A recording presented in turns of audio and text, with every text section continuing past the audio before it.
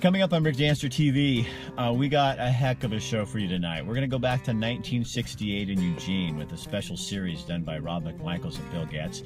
Also tonight, I'm going to show you a little clip from the Hatfield Project that is going to be airing on Monday night, tomorrow night on the 19th on Oregon Public Broadcasting, and I can't help but smile because it's a big deal. Can you guys just follow me to my office? I'm just getting out of my car, and I'll tell you the rest in just a second, okay? Just come with me. I'm not dead. That sounds like something interesting.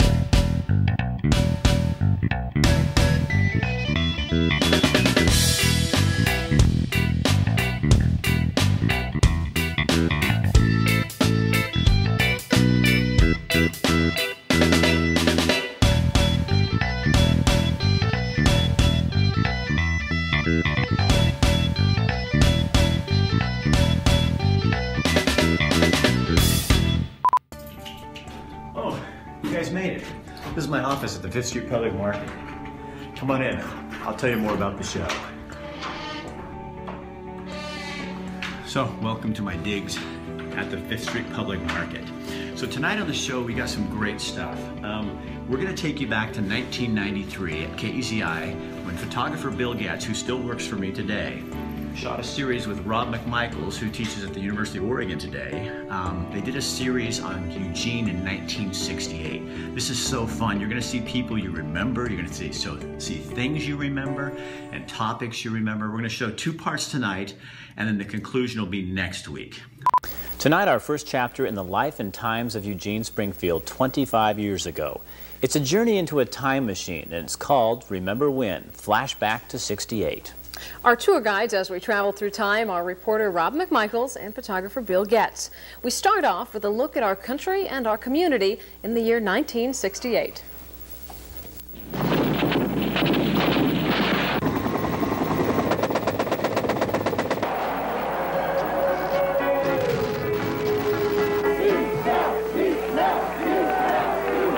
Take them on back, lock them up.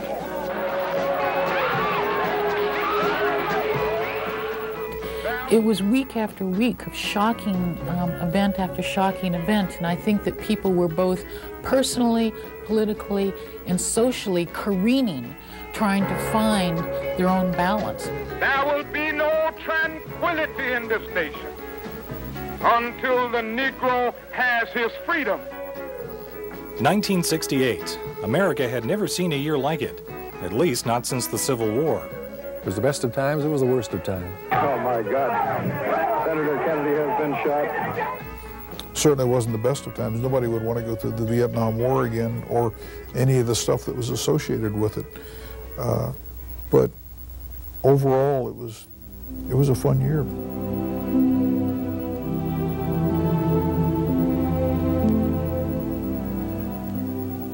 It was a more fun city. It was a more pleasant city to live in then. It was a more exciting city in a lot of ways. Eugene Springfield, 1968. Seen through the lens of a TV news film camera.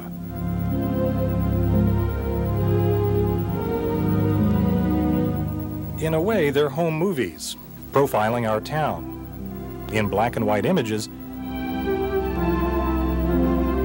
and sometimes even in color, in the days before a fast-paced video and 10-second sound bites. We found a lot of news film from the early days of KZI, and for the rest of the week, we'll be sharing some memories and anecdotes of our community 25 years ago.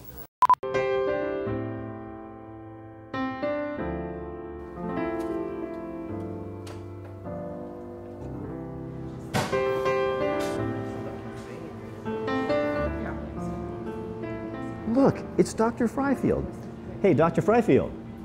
I didn't know you gave blood. Well, hi, Rick. How you doing? I didn't know you gave blood. Yeah, I come here every couple of months. So tell me, can I ask you a question about prostate cancer? Sure. Okay, so which is best for early prostate cancer? What treatment?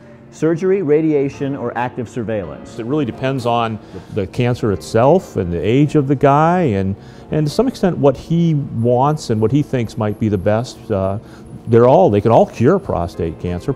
Surgery and radiation both can, but that's something we have to talk about to make that decision.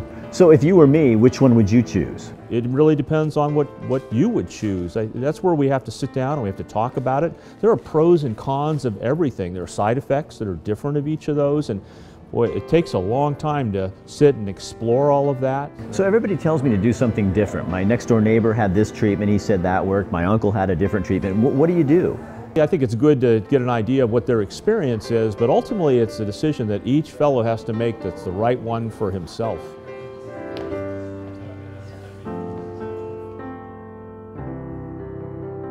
As the sun comes up over Junction City, another day at Lockmead Farm means more cows to milk, more crops to grow, and harvest time in the fields. One of Lockmead's greatest assets is the environment, and we take protecting it seriously. We understand how vital reusing, recycling, and repurposing is to the sustainability of our way of life. We wouldn't have it any other way. The energy of the sun is everything to a farmer. At Lockmead Farms, we depend on the sun to energize the crops we grow, but harnessing the sun's power in the field is just the beginning. We know conserving energy is not only good for the environment, it's good for business, and it's the right thing to do. The roof of our production plant is covered in solar panels, as are a dozen of our local Dairy Mart stores. Farmers don't usually talk about conservation or taking care of the land. To us, that's just the way things are done. We don't need to talk about it, we're too busy doing it. At Lockmead Farms, reuse, recycle, and repurpose is just the way we do business.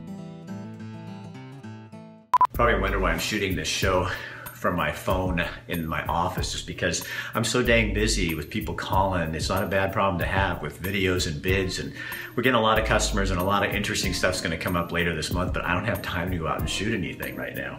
Plus, I'm shooting him in my office and this lady walked by and she looks at me because I'm standing here talking to my phone. They think I'm crazy. Anyway, what we got coming up is a young man who called me after I aired a series called Invisible, and he said, "Rick, that's me. I'm into hip hop, and hip hop is my form of journaling. Would you do something with me?" And of course, he's just a 15-year-old kid, doesn't have any money. And I said, yeah, what the heck? Now, don't get any ideas. I'm not doing that for everybody. Anyway, cool kid. Introduce you to Johnny Matthews. My name is Johnny Smalls, I got something to say. I rhyme every day, you know I don't play. My name is John Matthews, Johnny Smalls. I'm 15 years old from Cresswell. I'm never running away, and no, I don't stray. I got a path to go, I chose my own way. I've watched your show for a while, and ever since I watched it, I figured that you were a pretty down-to-earth guy. So hey, what you gotta play? Everybody know I gotta rhyme every day. People don't understand hip-hop the way that a lot of underground artists, and underground is artists that aren't signed to major labels like Sony and Warner Brothers, and said the same rhyme twice, but I don't really care. We about to do an interview, so this is what you hear. And these underground artists have a lot more down to earth, and they're more about the art form and forming with words, nouns, and syllables, and going really scientifically into what they do. It is an art form. A lot of people, though, look at the 90s and see, like Tupac and Biggie Smalls and the feuds and gangs and violence and stuff, and we're not like gangsters rolling around or anything, so it's a really big misconception. Like a heat-seeking missile, your ex-girlfriend holler, my response is just a whistle. It's sort of like a therapy, yeah. It's almost like writing a journal, except for a little bit more rhythm. And almost anybody can do it. It can be simple. And like in here with my homies, I'm just trying to have fun, spit a couple bars, I'm just trying to get done. I was a really lonesome person, and when I started writing music, I was like, all right, well, I have to have sort of a presence for myself and like show who I am, like when I'm on stage or whatever it is. And so I dug deep into who I am and what I do and like my life. I used to get bullied a lot, but now it gives me more of a voice, and I don't particularly use that as like I go to the book and write stuff mean to that person. It just helps me think. It's like I should have more self-respect for myself. I shouldn't let people walk all over me because I do what I'm supposed to do, and I do work hard in school and everything, so.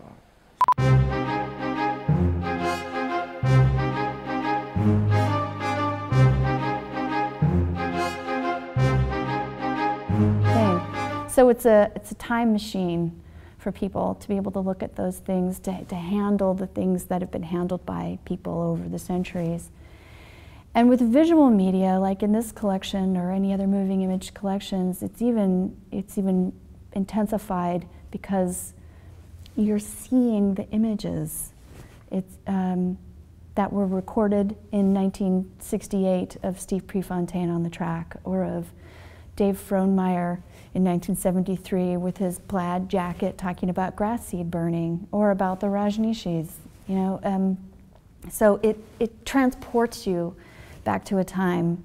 But then it also, I mean, so that's pretty cool. But from a research standpoint, it represents a source of information that isn't available anywhere else. It's not like this stuff is just magically on YouTube. Or, you know, this is it. This is the only copy that has survived. So if you want to see Steve Prefontaine's memorial service at Hayward Field, you have to come to us to get it, and we're happy to make it available to you. We can put it on YouTube, but it's not like it's already out there somewhere. So we take that very seriously with all of the materials that we bring in. We're really looking at forever. That's our charge, is we want to make sure that in 100 years, whatever we're taking in now is the equivalent of that Oregon Trail diary that's still available for a 7-year-old kid, you know, 150 years from now, to be like, oh my gosh, this pneumatic videotape from 1978. KEZI TV, Eugene. On this Veterans Day, we focus on the tragic incident on the USS Pueblo. We take you back again to 1968 and show you how the ship's capture sent rippling effects in our lives. Rob McMichaels narrates.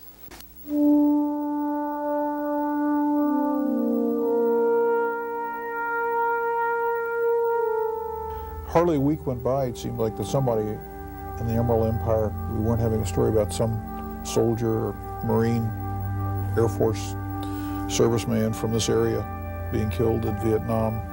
It was tough. There were a lot of families that were turned upside down. And ours, you know, because my brother-in-law became a POW and was released in, I believe it was 73. A chapter from 68, a family's grief, a sailor's death. Not in the Mekong Delta of Vietnam, but in the waters off North Korea, on an American surveillance ship called the USS Pueblo. The sailor's name was Dwayne Hodges. Dwayne Hodges was a Cresswell farm boy, had gone in the Navy, was on the Pueblo when the North Koreans captured it. We got the news story that one person had been killed. There came a call that there was this international incident.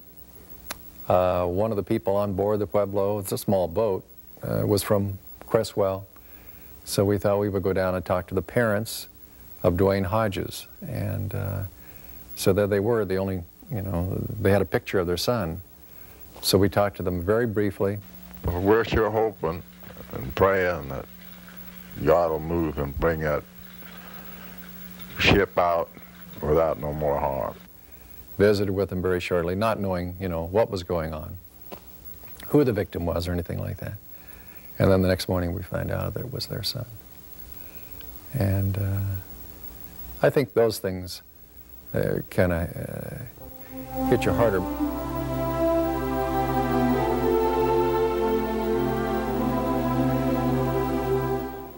That was bringing the Cold War pretty close to home.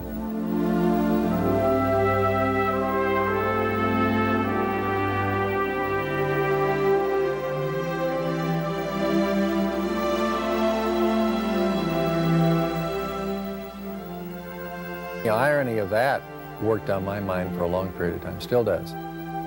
That the Hope family, so instrumental in adopting so many Korean children, should be involved with Korea. And here is a boy from their tiny little hometown who was the only victim of the Pueblo shooting off the coast of Korea. It just boggled my mind.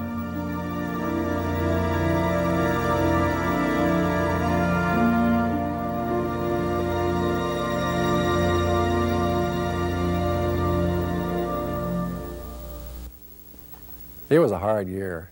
Woo. And we had no idea how much harder it was going to get. So I'm happy tonight. I'm not worried about anything. I'm not fearing any man. Mine eyes have seen the glory of the coming of the Lord.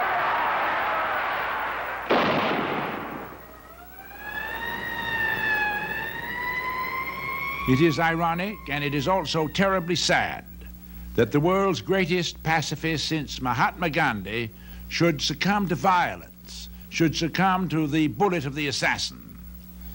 I will request Secretary of State Clay Myers to fly the Capitol flags at half-staff tomorrow as a symbol of the era. The harvest of hate has deprived us of his leadership at a period in our history when we needed it the most. I was there. Our nation has the complete grief, you know, that overtook people was just stunning. This enormous depletion of spirit. People were not only shocked, but they were devastated. How can we live in a country in which that could happen? And when these riots and this lawlessness and this violence takes place, whether it's in New York or Chicago or Los Angeles, it affects everybody's life. You can't separate yourself. You're in Eugene, Oregon, can't separate yourself.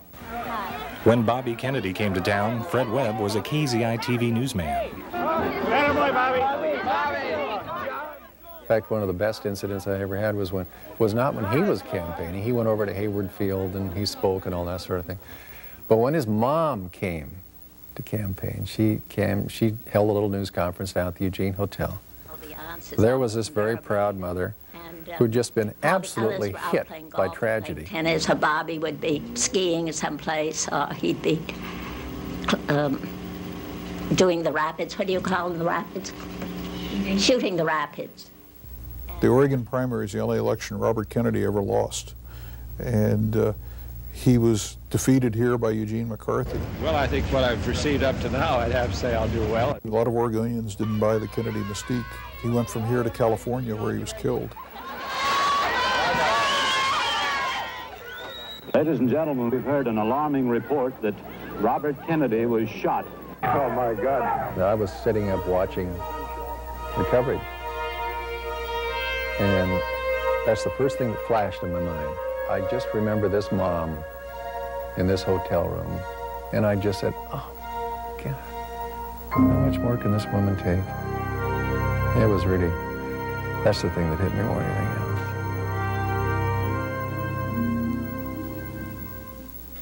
In an era where newspapers are struggling and a lot of larger papers are dying, we are doing well because we tend to cover things local and we offer news that people can't get anywhere else. That's our model, is covering local news and sports and anything to do with the community. Journalism and newspapers and other media sources is important because we have the training. Most of the people that I employ have gone to college and studied journalism, and so what we offer is a source of news that can be trusted. You know, it's in an era where everybody's trying to be the first to get the news out. We actually do some research and talk to the sources and get the story and all the details behind the story. So see the guy right over my shoulder, Senator Mark Hatfield. I'm going to show you a little clip from an hour-and-a-half documentary that we produced with two friends of mine. It's going to air on Monday night, the 19th, all 1.5 hours of it on Oregon Public Broadcasting. So the whole state's going to see it. And I cannot tell you how excited we are. Because you know how in your life sometimes, you know, you do things that you think are important, and then there's things that you know that are important. And this is something that I know is huge, documenting this man's life. So I want you to see this little segment, and then please watch the show Monday night, 10 o'clock. Set your DVR and watch it on Oregon Public Broadcasting. A gentleman of the highest order, and well respected. He saw a tapestry that very few people saw. Most people see threads. He saw the tapestry. I learned a lot because people would say to me, well, Mark Hatfield, he's a Republican, therefore XYZ. Well, no, he's not that kind of Republican. You can't label him that way and describe him with any integrity.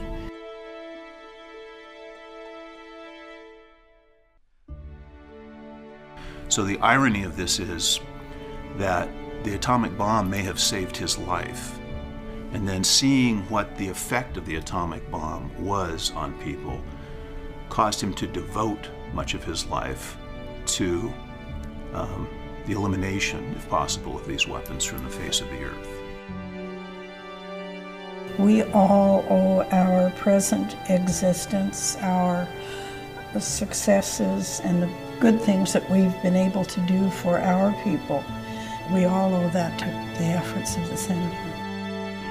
You cannot make a deity out of somebody. That's wrong. And I think the folks realize that he had some shortcomings too. Like, he was a human being, like everybody else. And I remember going into the meeting, and Mark was sitting in a chair kind of in the middle of the room, and no other senator was sitting around him. And I went and I sat next to him, and by and large we were able to convince the group we're not going to start taking people's chairmanships away because of one vote. But afterwards Mark thanked me a lot. He said that was one time when he really felt lonely. But the way he survived the tough times, where he clearly turned to his faith and depended on it completely, are the times when we really got that. I think what is perfectly evident is you don't have a person who hedged and trimmed throughout his career and was courageous at isolated moments. You have a courageous person throughout a career who, at very specific moments, demonstrated that courage in very vivid ways.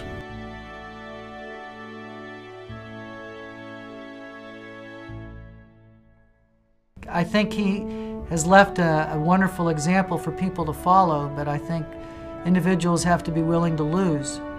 And so many just want to get reelected so badly. Mark Hatfield was ready to lose. I mean, he didn't want to lose, but he was willing to lose if it meant going down over what he stood for. And I worry that there won't be another one. It's hard to imagine that there could be. I don't know how you'll see another Mark Hatfield, but I hope so.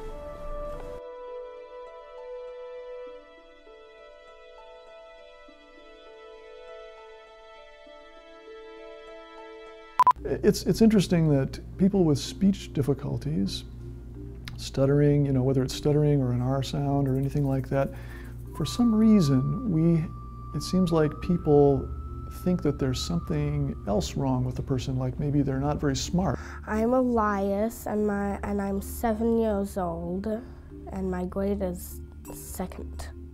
Some of these kids might grow out of their speech problems given time, but the question is, what's going to happen to them in the meantime? Are they going to be, given a self-image that is just not positive? I couldn't get the quite right R, and I didn't have the right position with my tongue. Let's give me your best there. Ooh, hey, that was good. That was really good. Teachers are really nice, and they play games with you and they have you do pretty easy stuff to make you do your R's right and whatever you're working on. Yeah, STHR, those are the ones that tend to be the more problematic ones. Well, it's very treatable. Most kids, we talked earlier about how long it takes. That can vary, but 6-8 months up to a year sometimes. I thought it was going to be like blah, blah, blah, blah, blah, this big sheet of paper that you have to read all these words, blah, blah, blah, blah, blah, and work on your own the whole time you're there. It's kind of weird being with Elias today because I sounded just like that. My O's came out like this, and I couldn't change it. I mean, my mom and dad would tell me how they were teachers, so they tried to get me to learn how to speak better, but they weren't trained in how to do it. So this speech therapist worked with me every day and taught me how to correct my R's so that I could say Rick Dancer. Yeah. Nowadays the thinking is really if there's a problem, which means if we can determine that the child is significantly behind where they should be for their age, the earlier the better, really. Well, see, I used to get teased a lot. I think we've learned something since then. It sounds like people aren't as teased as much, but I was teased relentlessly because people would come up and say, you know, you Oz, and they'd make fun of you, and Wiki can't say his name, and you know, stuff like that. And as a little kid, it was terrible. It started kind of, I was quiet and shy, believe it or not, anyway. And I think that kind of played a role in that because I didn't want to communicate. Because when I did, it was a buffer between me and saying an actual word. So I didn't talk as much when I was a little kid like that. The teachers are smart, and they make up a way to make kids feel at home with walking on the R's or whatever. I think that's the thing that's exciting sitting in there watching Elias is, you know, we have to be able to communicate. And that's what Eugene Hearing and Speech Center is all about, is learning to communicate with other people, whether it's hearing or talking. And anything that stands in your way can be an obstacle to being who you really are. Yes, she is. And by the way, that was really good with your, actually the first time you said it was just the best. So I just got off the phone with Ruben and from Ranchito Grill, and we picked our winner for the month for the 2 free dinners. Every month on Brick Dancer TV, Ranchito Grill gives away 2 dinners to some lucky winner. So all you have to do is go in there, have dinner while you're there, fill out a little form that puts your name on there, put your last name on there, because our winner this week is Sonia from Harrisburg, and I'm going to have to call her, but we'll give you a call and tell you who you are. And then all you have to do is go in there and you get 2 free dinners. Hey, how can you beat that? And Ranchito Grill, if you haven't been there, it's over off of Mohawk, right next to McDonald's, and they have by far the best Mexican food in town. So go give them, tell them you came in. When you go in, tell them you saw it on Brick Dancer TV. They love hearing that. And go get your free dinner. Come on, what are you waiting for? One of the things when people hear about Women's Space, the first thing they think of is our crisis line and our safe house. And those are the primary services. A lot of people are shocked that we do anything else. Hi, this is Michelle. Hi, Michelle. A friend gave me this number and said that I needed to call Women's Space. One of the other really powerful things we do through all of our other services is we connect survivors with other survivors. I'm not afraid to tell other women that if they come here, that they're going to find help and that they're really going to be able to start living a life in a different way that they've ever lived. They see each other in our support groups and everything. When they go to the economic empowerment groups, they see them doing these great things. They realize they're not alone. And then at the breakfast, our community is going to get to see our survivors and all the wonderful services that Women's Space provides, and they're going to be able to see how they can connect and how they can support us, whether it be financially, volunteering, or whatever it may be. Maybe it is you have an apartment complex, you have jobs that are available. Let us know. It's the connections. It's the connections, us connecting with them. And our community connecting with Women's Space and the survivors and the work we do. So that's it for this edition of Brick Dancer TV. Thanks for joining us. Next week, we're going to go take you to the Wallowas. This is a series that my wife and I shot back in 2005, and we went to the Wallowas. If you've never been there, you have to watch this because it's probably one of the most beautiful parts of Oregon that most people never see because it's a long way away. Sometimes you really know that's why I'm here. And this is one of those things. I think this is one of the